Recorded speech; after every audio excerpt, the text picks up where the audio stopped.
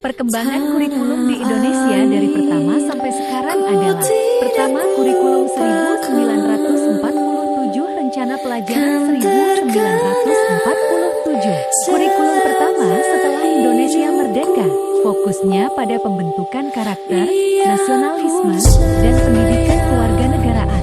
Kedua, kurikulum 1952, rencana pelajaran terurah. Materi pelajaran mulai disusun, lebih terarah dan dikaitkan dengan kehidupan sehari-hari.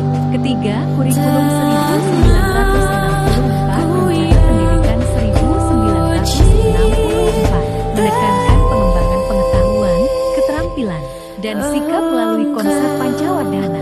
Keempat, kurikulum 1968, menekankan pembentukan manusia yang berjiwa, Pancasila, serta pengetahuan dasar dan kecakapan. Kelima, kurikulum 1975, pembelajaran mulai berorientasi pada tujuan yang jelas. Guru menggunakan perencanaan pembelajaran yang lebih sistematis.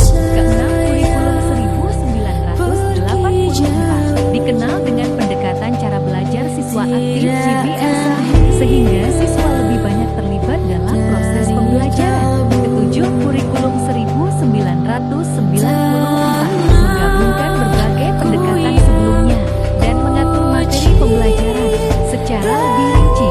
Kedelapan, kurikulum 2004 KBK, menekankan kompetensi yang harus dimiliki siswa, bukan hanya penguasaan materi.